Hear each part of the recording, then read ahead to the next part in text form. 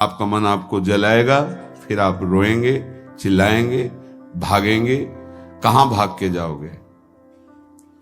जो संसार में फंसे हुए जन है वो तो भाग के यहां आ रहे हैं श्री जी की शरण में। यदि आप अपने मन को संभाल नहीं पाए तो फिर कहां भाग के जाओगे? इन्हीं की शरणागति से तो निर्विकार हुआ जाता है, निश्चिंत हुआ जाता है, निर्भय हुआ जाता है। इनके चरणों को छोड़कर कहां निश्चिंतता होगी, कहां निर्भयता होगी? पहला, बिल्कुल ये जीवन की वो दवा है जिससे आप बिल्कुल ठीक हो जाएंगे यदि ये जीवन में उतार लें तो। हृदय में लिख लो, दिमाग में लिख लो, किसी नोटबुक में लिख लो जो आप रोज स्वाध्याय करें।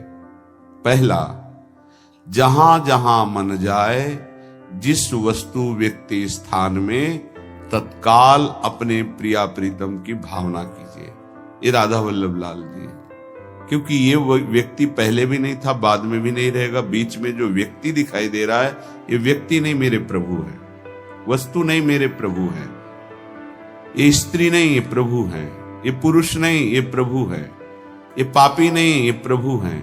ये महात्मा नहीं, ये प्रभु है। मान लो, सवाल हल हो जाएगा।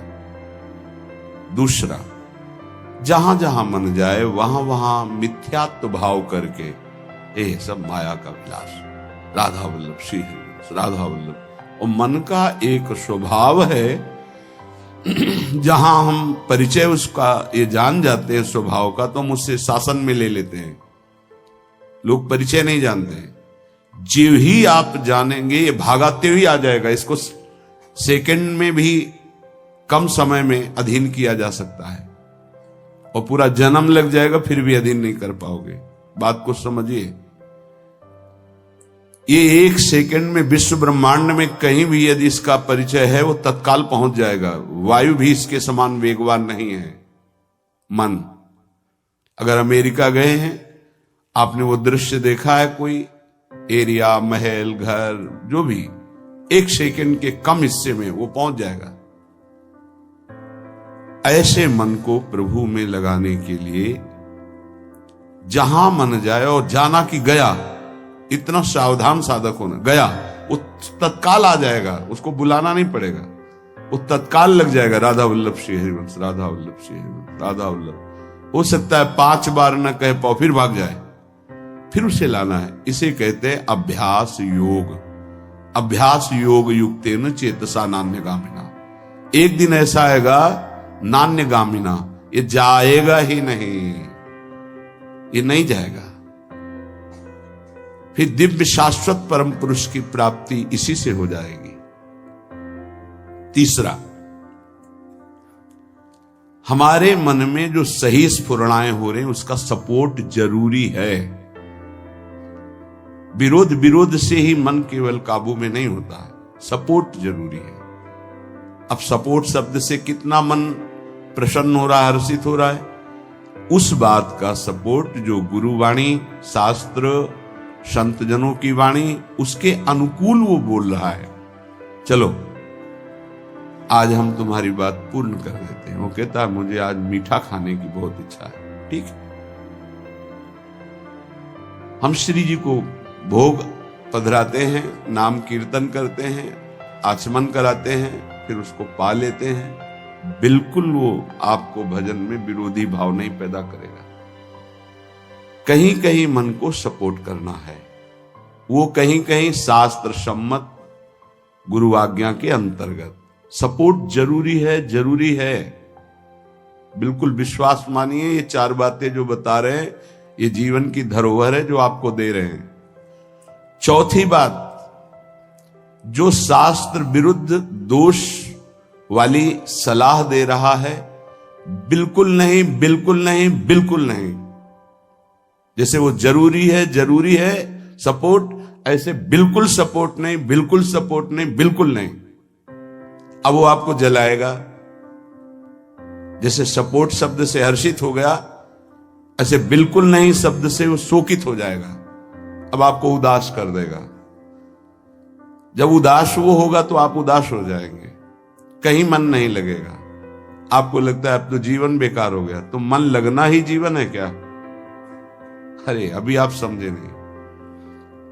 सोहम तवैव आश्रितः, मैं प्रियालाल के आश्रित हूं। तो तन वांग मनोभीर, अगर ये नहीं लग पा रहे हैं तो मैं स्वयं प्रियालाल के आश्रित हूं। ये मुझे कैसे भ्रष्ट कर सकता है? तन वांग मनोभीर, शरीर वाणी और मन, ये हम समर्पित कर रहे हैं। तो शरीर वाणी मन ये तीनों धोखा दे रहे हैं। शरीर बीमार हो गया है, जबान खराब हो गई है, मन गलत चिंतन करा रहा, तो हमारा बाल बांका भी नहीं कर सकता, क्योंकि सोहम तवैव आश्रिता, मैं स्वयं प्रियाजू की शरण में हूं। उपासक ये 4 बातें नोट कर ले, बहुत ये जीवन के लिए अत्यंत लाभदायक है। जब आपका मन आपको परास्त कर रहा है, जला रहा है, वो जलन सिर्फ मन को प्राप्त हो रही, आपको नहीं। आप बिल्कुल दूर हैं, आप दृष्टा हैं, आप साक्षी हैं उसके, आप स्वामी हैं उसके। यदि आप स्वीकृति नहीं देंगे तो आपसे पापाचरण नहीं करा पाएगा। आपको डरना नहीं कि अब मन में काम आ गया, क्रोध आ गया, अब तो मेरी दुर्गति हो जाएगी, बिल्कुल नहीं।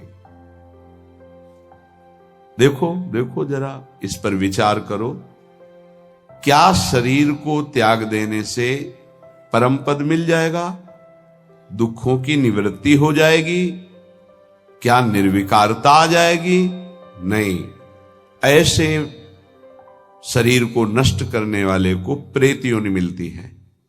प्रेत योनि महाभयानक कष्टदायी, जिसमें वो दरिया के समीप रहते हुए बूंद पानी नहीं पी सकता, केवल वायु भक्षण करके वो जलता रहता है। कितने समय तक इसकी कोई सीमा नहीं है, युग युग बीत सकते हैं। ये मन जिसको तुमने अपना माना, कितनी दुर्गति का रास्ता चयन करा दिया। उपासक मस्ती सीखे। अरे चाहे गृहस्थ हो या विरक्त हो, भगवद आश्रित मस्त रहना सीखो।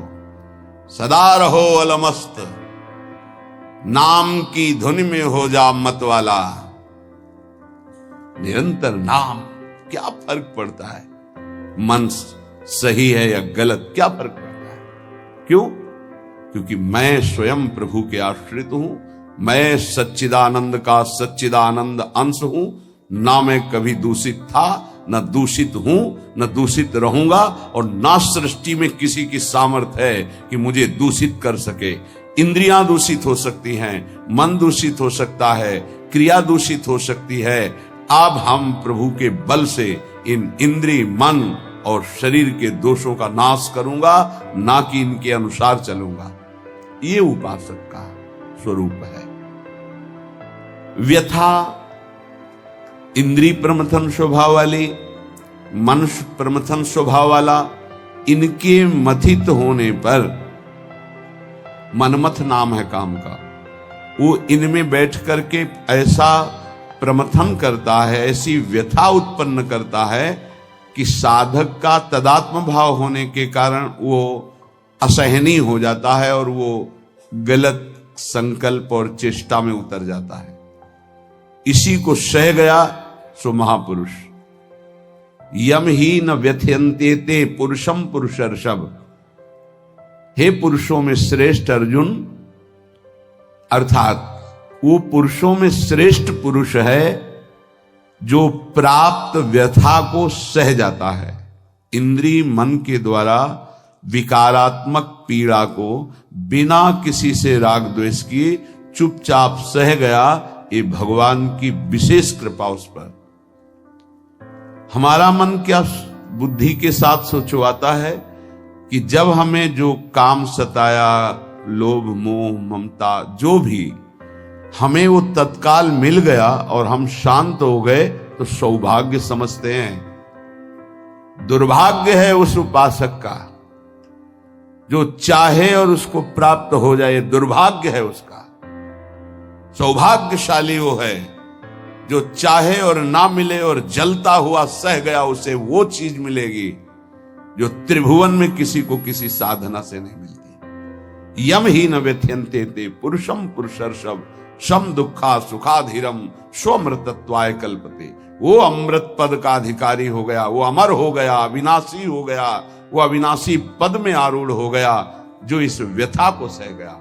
व्यथा को सहने वाला वही होता है जो व्यथा का दृष्टा बनता है, भोगता नहीं। तुम दृष्टा हो, बात समझिए। आपने देखा आपका मन गलत चाह कर रहा है, ये आपने देखा, आप में नहीं है, मन में है। पर कहने को होता है कि मेरे मन में दोष आ गया, लेकिन मेरे मन में नहीं, वो मेरे में आ गया, मैंने स्वीकार कर लिया। यही दुर्दशा है माया के द्वारा की गई। इसी का नाम जड़ चेतन ग्रंथि है। यही चिज्जड़ ग्रंथि है जिसका नाश करते हैं वेदांत के द्वारा, भक्ति के द्वारा, योग के द्वारा, कर्म योग के द्वारा, सत्संग के द्वारा, शास्त्र स्वाध्याय के द्वारा। आपको विविध शास्त्रों का सार 5 मिनट में मिल गया।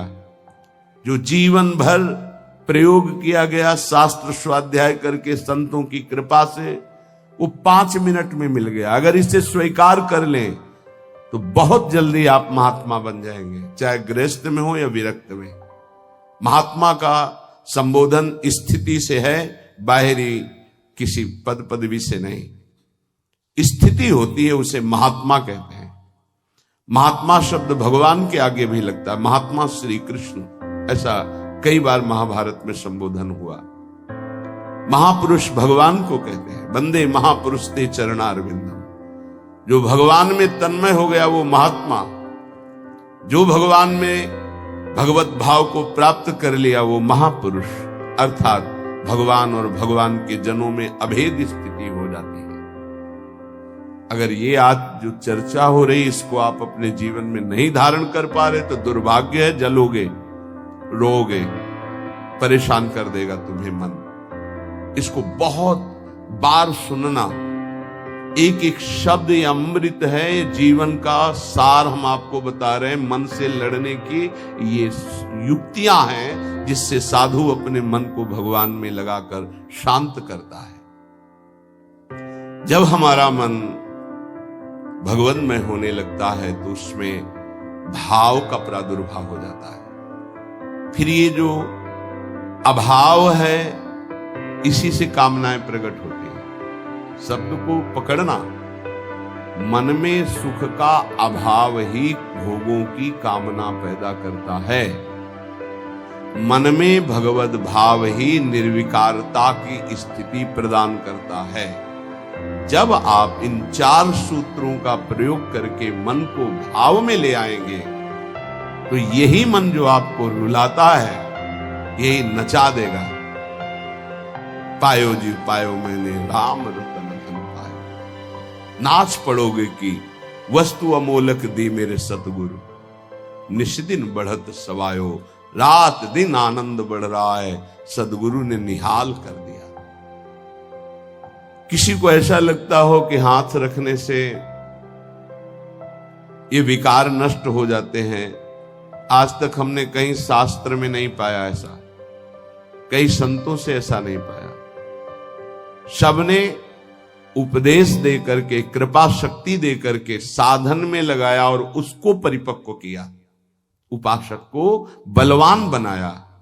अगर ये आशीर्वाद से होता तो उपदेश ना देकर सबके हाथ माथे पे रख देते, भगवान सबका मंगल करे, सब निर्विकार हो जाएं। कभी ऐसा नहीं हुआ है, ना ऐसा हो सकता है। हम जब संतों के वचन पर श्रद्धा करते हैं और उसको स्वीकार करके आचरण में लाते हैं तो वही आशीर्वाद हो गया कि हमारा पुरुषार्थ सार्थक हो गया। हमारा प्रयत्न गुरुदेव के वचनों के अनुसार प्रयत्न